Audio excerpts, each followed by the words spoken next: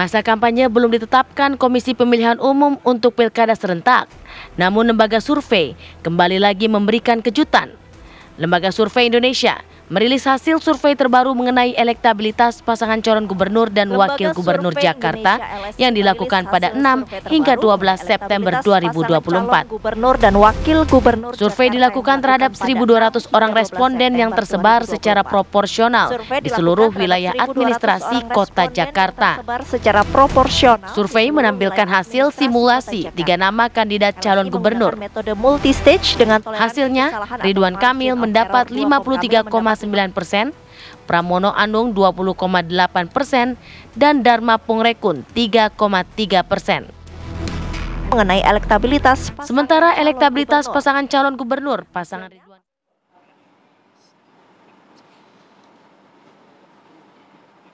Ya, itulah kemudian kejutan yang ditampilkan oleh LSI ya dari hasil surveinya yang menampilkan ada sejumlah hasil survei yang kemudian menempatkan seorang pendatang Ridwan Kamil menjadi justru yang paling unggul nih di Jakarta kabarnya. Nah, untuk membahas mengenai hal tersebut pemirsa, bagaimana juga respon dari para juru bicara pasangan calon ini, kita akan membahasnya di Apa Kabar Indonesia Pagi pada hari ini. Sudah hadir di studio ada Mas Jayadi Hanan dari Lembaga Survei Indonesia. Selamat pagi. Selamat pagi. Pagi. Lalu kemudian ada Mas Ahmad Fathul Bari selaku juru bicara dari Ridwan Kamil dan juga Suswono. Selamat pagi, Mas Bari.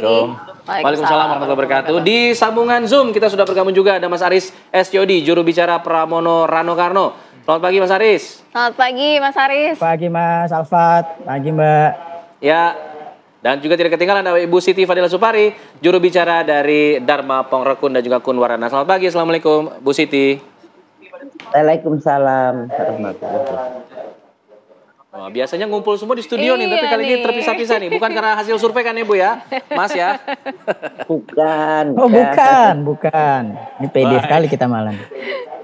Baik, sekarang kita akan coba lihat dulu pemirsa bagaimana hasil survei dari Lembaga Survei Indonesia atau LSI mengenai elektabilitas dari 3 pasangan calon untuk Pilkada Jakarta ini. Nah, ini adalah survei elektabilitasnya. Sejauh ini Ridwan Kamil meraih elektabilitas tertinggi 51,8%, sementara Pramono Anung Rano Karno 28,4% dan Dharma Pongrekun Kunwarana dengan 3,2%.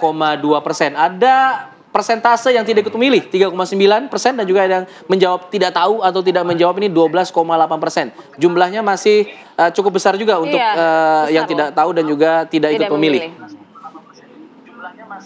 Nah, selain itu juga pertanyaan selanjutnya ya, mungkin ada pengaruh-pengaruh dari para pemilihnya Anies Baswedan. Nah, kita saksikan ya informasinya nih, kita lihat.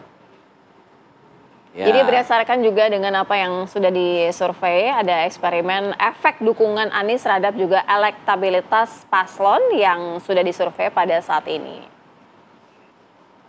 Ya, bagaimana kemudian nanti ketika para responden ini ditanya mengenai Anda sebagai pemilih Anies memilih ke siapa, begitu mungkin ya Mas Jayadi ya? Semuanya ditanya. Oke, semua ditanya. Oke. Kita akan dalami mengenai hal ini pemirsa.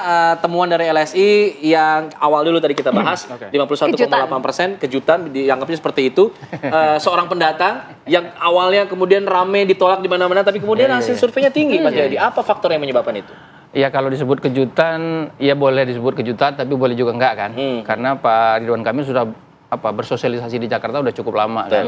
Dan kalau dari hasil-hasil jajak pendapat atau survei sebelumnya, terutama pasca Pileg Pilpres, itu kan memang selalu ada 3 nama yang bertengger di atas, Anies, Ahok, dan Ridwan Kamil. Jadi Ridwan Kamil sudah dikenal oleh warga Jakarta dan sudah terlihat maksud dan tujuannya untuk nyalon di Jakarta. Nah, karena tidak ada Anies, tidak ada Ahok, wajar kalau kemudian kemudian beliau yang leading ya. Dan memang itu hasil simulasi di survei-survei sebelumnya. Nah, jadi sebetulnya ini sudah diperkirakan bahwa karena Ridwan Kamil sudah bersosialisasi, dia sudah punya Ridwan Kamil itu walaupun dia dari Jakarta, tapi dia punya basis pendukung yang cukup solid juga di Jakarta. Sorry, di Jawa Barat. Tapi dia punya juga basis pendukung yang cukup solid ya. Kalau kita bagi itu pendukung solid Anies itu sekitar 35-45 atau 35-40. Kemudian Ahok sekitar 20-25%. Ridwan Kamil itu sekitar 10-15%. Jadi dia sudah punya basis, sudah punya modal lah. Sudah punya modal di Jakarta. Nah, yang menarik kemudian adalah karena basis Ridwan Kamil itu tadinya yang kuat sekitar 10-15, dia dapat 51,2% dari mana? Gitu. 52% itu dari mana gitu? Antara lain dari pemilih Anies Baswedan. Oh, justru pemilih Anies itu larinya ke sebagian karena di simulasi sebelumnya itu juga menunjukkan bahwa kalau Anies nggak ada Ridwan Kamil, ada Ahok, pemilih Anies cenderung ke Ridwan Kamil. Nah sekarang itu karena tidak ada Ahok juga, maka ada pertanyaan berikutnya tuh, pemilih yang sudah yakin ke yang belum yakin ke Ridwan Kamil itu kemana? Nah mereka masih punya pilihan tuh, apakah ke Pram atau tetap ke Ridwan Kamil. Termasuk menjawab tidak tahu itu juga termasuk yang tidak tahu atau tidak jawab atau masih mengambang. Nah pertanyaannya berikutnya adalah apakah peta ini bisa, faktor apa yang bisa mempengaruhi peta ini ya? Satu yang menarik adalah karena ini tidak ada petahana, maka wajar kalau situasi pemilihnya masih cair.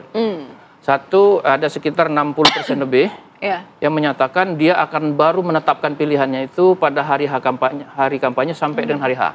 Artinya kan masih bisa berubah tuh. Yang udah yakin betul dengan pilihannya sekitar 35%. Yang kedua, kalau kita cek seberapa yakin dia dengan pilihannya yang ada sekarang, artinya pemilih kuat, pemilih lemahnya itu, pemilih lemahnya masih sekitar 35%. Rata-rata. Itu artinya misalnya gini, kan pemilih Ridwan Kamil sekarang kan 52. Nah 35% dari 52% itu sudah loyal, sudah pasti. Belum justru. Belum loyal. Artinya yang sudah loyal sama RK itu baru sekitar 32%. Karena 35% dari 52 kan sekitar 20%. Jadi itu artinya Ridwan Kamil perlu memastikan, mensolidkan itu. Nah di sisi lain ada faktor berikutnya yang bisa berpengaruh. Ternyata keunggulan Ridwan Kamil itu antara lain karena orang belum begitu kenal sama Pram. Ya, Mas Pram itu baru dikenal sekitar 45%. Nanti kalau dia pengenalannya sampai 100% itu bisa berubah lagi. Bisa juga berubah. Berarti kampanye berpengaruh dong kampanye sangat berpengaruh bisa gitu. Nah yang faktor yang berikutnya bisa mengubah adalah sikap Anies gimana. Itu yang kita cek di eksperimen itu. Sikap Anies itu bisa 3 kemungkinan ya. Netral, dukung RK Suswono, atau dukung Pram Rano. Itu yang menarik. Satu-satu dulu ya. Jangan simpen nih buat segmen selanjutnya itu yang untuk Anies tadi. Saya ingin ke Mas Bari dulu. Mas Bari, melihat hasil ini tadi dikatakan 35% dari 52 tadi itu masih belum yakin. Nah, apakah ini kalau melihat apa yang disurvei oleh LSI ini memang sudah yang diprediksi atau sebuah kejutan? Nah, bagaimana untuk bisa meyakinkan yang 30% tadi? Yang pertama kita apresiasi ya segala bentuk survei. Yang jelas kan survei ini bagus sekali kita untuk jadi alat ukur kalau buat paslon ini untuk karena hasilnya bagus, makanya belum bagus kali. Dan juga buat media bagus juga karena jadi pembahasan talk show kan. Jadi kita apresiasi. Dan yang jelas ya kita bersyukur juga kalau memang angkanya cukup baik. Dan yang pasti untuk waktu sekarang yang masih berproses, pendaftaran kemarin baru dilakukan, lalu nanti ke depan ada masa kampanye dan seterusnya, walaupun sosialisasi sudah dimulai, ya jelas ini masih ada waktu kita untuk meningkatkan kinerja secara baik dan untuk mengambil tadi angka yang sebetulnya belum menentukan pilihan. Bahkan angka yang belum menentukan pilihan pun juga dia kan terbagi-bagi tuh, menentukannya kapan, ada yang sebelum hari H, ada saat hari H. Nah ini yang coba kita yakinkan ke publik bahwa memang kita bisa pasangan Ridwan Kamil ini Ridwan Suswono ini bisa memimpin Jakarta dengan baik. Dan ada yang menarik sebetulnya juga dari hasil survei LSI yang kita mention juga bahwa alasan orang memilih Ridwan Kamil Suswono itu ada 3 hal yang besar. Yang pertama aspek pengalaman Pak Ridwan Kamil dan Pak Suswono di pemerintahan. Yang kedua aspek hasil kerja nyata yang memang apalagi Pak Ridwan Kamil ini kan beliau pemimpin daerah ya, kepala daerah 2 periode di tempat yang berbeda, di tingkat kota dan tingkat provinsi, dan juga aspek pemberantasan korupsi.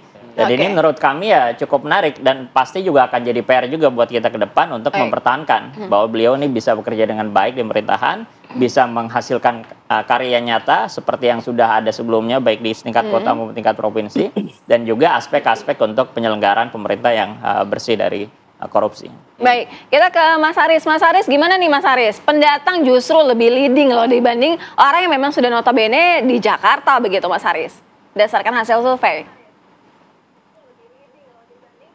Iya, saya ingin mengawali melihat hasil survei LSI ini yang diselenggarakan 3 bulan sebelum pemilihan di Jakarta ini dengan suatu kutipan seorang penulis terkenal di abad 19 yaitu Philip Guedala yang menyatakan bahwa sejarah berulang dengan sendirinya. Dan kami meyakini sejarah Pilkada DKI Jakarta di tahun 2012 akan berulang juga di tahun 2024. Karena ini situasinya saya melihat sangat mirip. Seperti apa? Jadi sama-sama mungkin LSI, nanti bisa dikonfirmasi dengan Pak Jayadi apa mungkin perbedaannya. Tapi pada saat itu 3 bulan sebelum pemilu kada di Jakarta, pasangan Foke Nara saat itu juga elektabilitasnya 50%. Berselisih dengan peringkat 2 yaitu Pak Jokowi dan Pak Ahok yang hanya dikasih waktu itu 14,4% dan selisih elektabilitasnya 35%. Nah ini kita semua sejarah orang tahu siapa yang menang di akhirnya. Kemudian di tahun 2024 juga 3 bulan sebelum pemilihan, ini pasangan RK Suswono yang sudah sosialisasi sejak lama, elektabilitas popularitas Pak RK sudah di atas 90%, itu 51,8% elektabilitasnya. Bahkan Mas Pram dan Bang Rano itu elektabilitasnya 28,4%, hanya selisih 23%. Jadi justru kami terkejut, sangat terkejut karena ini di luar ekspektasi kami. Bayangkan nama Mas Pram tidak pernah ada sebelumnya dalam survei-survei di Pilkada DKI Jakarta, terbukti dengan tingkat popularitas yang masih 45%. Jadi kalau misalnya kejutan, harusnya kejutannya ada di kami. Bahwa loh, ini ada terjadi lompatan elektoral yang luar biasa dari Mas Pram dan Bang Rano. Seperti itu saya pikir. Jadi ini nantinya bisa terulang karena apa? Karena juga persis Mas Pram dan Bang Rano selama sosialisasi dan selama ketertinggalan elektabilitas ini gerak dengan sangat agresif, dengan sangat ekspansif untuk menyapa masyarakat, untuk menanyakan apa itu yang dibutuhkan masyarakat Jakarta, sehingga program-programnya adalah program-program yang masuk akal, program-program yang benar-benar dibutuhkan masyarakat, program yang kagak ribet dah, yang jelas-jelas saja programnya, yang benar-benar seperti misalnya CCTV di setiap RT RW agar masyarakat semakin merasa aman. Kemudian agar masyarakat semakin berkualitas pendidikannya akan menggratiskan sekolah selama 12 tahun untuk dari SD sampai SMA baik yang negeri maupun swasta. Kemudian penciptaan balai rakyat dan sebagainya. Nah, hal-hal seperti ini jika nanti kampanye dilakukan masih akan ada waktu kurang lebih 3 bulan, saya meyakini memang itu sejarah akan berulang. Kalau Pak Jokowi Ahok saja selisih 35% itu bisa dikejar, apalagi ini selisihnya hanya 23%. Nah, saya meyakini justru kejutan ini ada di Mas Pram dan Bang Rano dan kami. Mas Aris, kami sangat optimis. Semakin membuat tim Pilkada Bang Rano Mas semakin Aris semangat. Sangat optimis ya. Baik. Kita juga nanti akan dengarkan dari Ibu Siti Fadila Supari ya. Tapi usai jeda kami segera kembali. Kita lanjutkan dialog perbincangan pada pagi hari ini. Saya ke Bu Siti. Bu Siti, ini bagaimana Bu? Ibu pasangan Dharma Kun ini tertinggal sangat cukup jauh begitu Bu? Dalam survei. Nah, terima kasih. Kalau melihat hasil survei, itu bukan pendapat yang mutlak. Karena sangat tergantung sekali siapa yang mensurvei, dari mana dia bersurvei, kemudian bagaimana metodologinya dan sebagainya. Dan sekarang masyarakat sudah sangat tahu bahwa hasil survei itu bukan suatu hasil yang mutlak. Kenapa saya mengatakan begitu? Ini apakah Jakmania tidak diikutkan dalam survei itu? Nah, ini suatu yang sangat kontradiksi itu. Tapi mungkin si pensurvei tidak mengikutkan Jakmania, saya kira. Terus Jakmania diikutkan di survei, saya kira keadaan tidak seperti ini gitu. Nah, ini saya lihat pada survei yang pertama itu calon independen pun tidak diikutkan. Nah, ini saya curiga jangan-jangan Jakmania tidak diikutkan ya Pak Aris. Kalau Jakmania diikutkan barangkali petanya akan berbeda banget. Karena ini satu-satunya paslon yang mendapat penolakan dari masyarakat, tapi dalam survei ini justru paling unggul. Nah, ini yang mesti dikritisi oleh masyarakat. Dan sekarang masyarakat sudah pinter-pinter, sudah cerdas-cerdas untuk membaca sebuah survei. siapa itu yang membuat survei, kira-kira dia lebih dekat dengan paslon mana gitu ya Pak Aris ya. Nah itu saya kira itu hal yang sangat biasa di dalam kompetisi dalam satu pilkada. Dan saya sangat setuju dengan Mas Aris bahwa ada kemungkinan ini sangat berubah karena sejarah ya Mas Aris ya.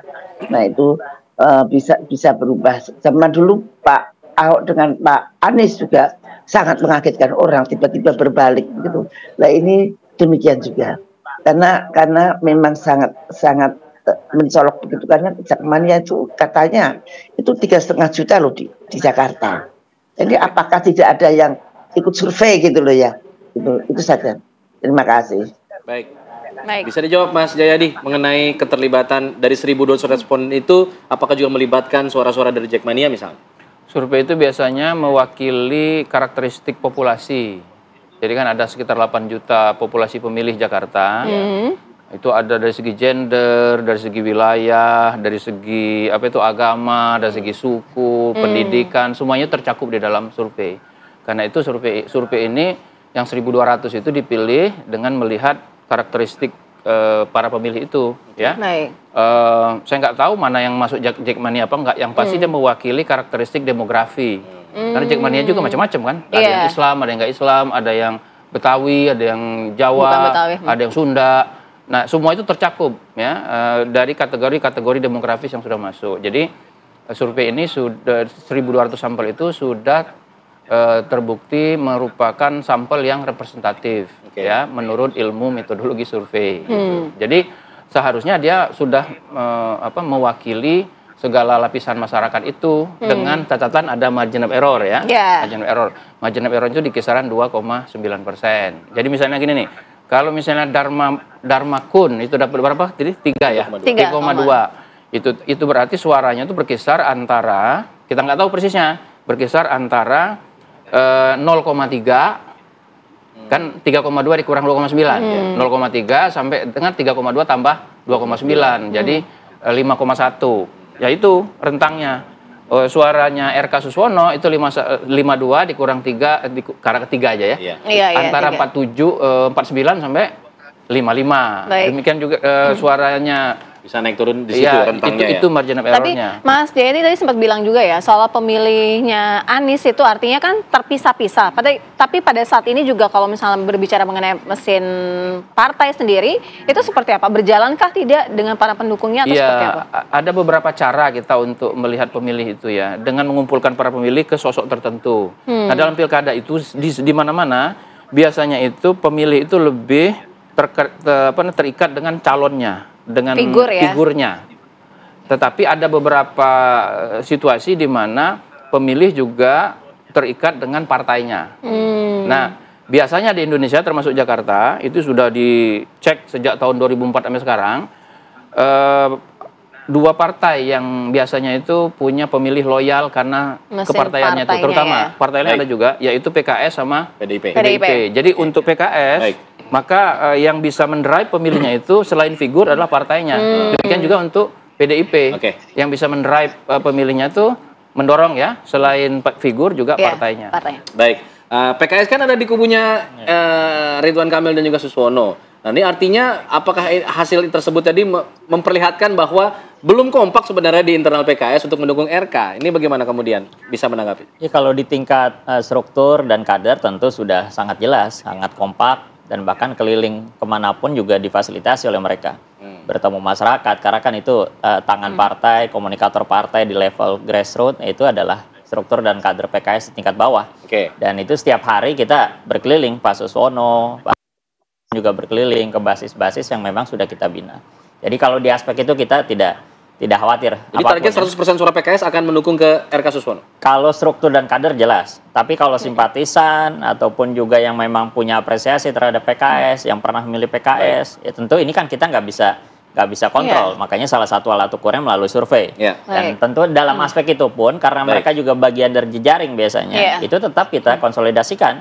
Karena yang terdekat itu di bawah adalah mereka yang ada di bawah, para kader, para pengurus PKS tingkat bawah, tentu jejaring itu yang kita optimalkan untuk meraih dukungan mereka. Baik. Tadi Mas Jayadi sempat bilang kan yang lalu itu sekitar 80% pemilih PKS milih Anies.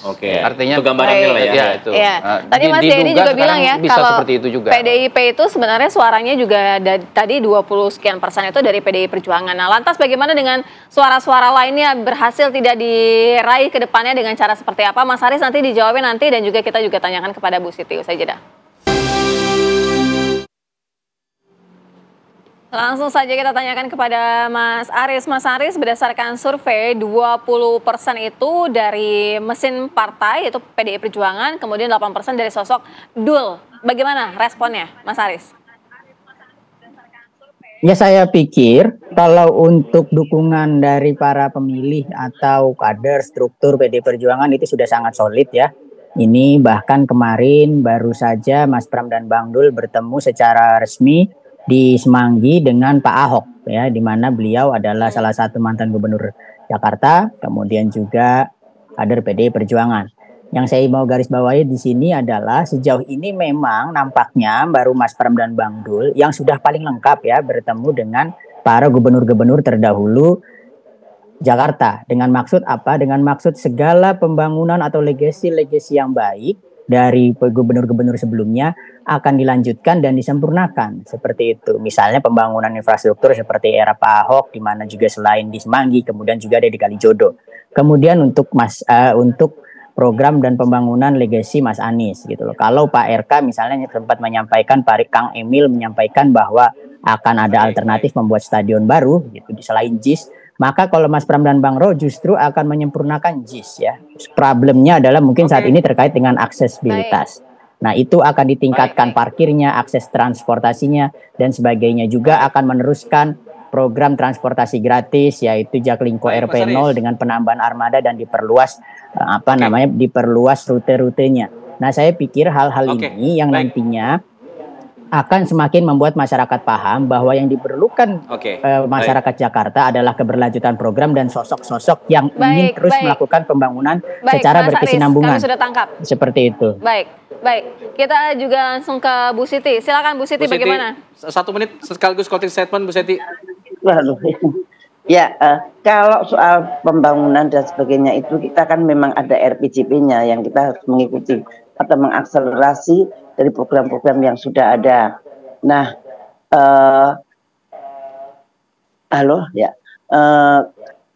tadi saya sampai di mana?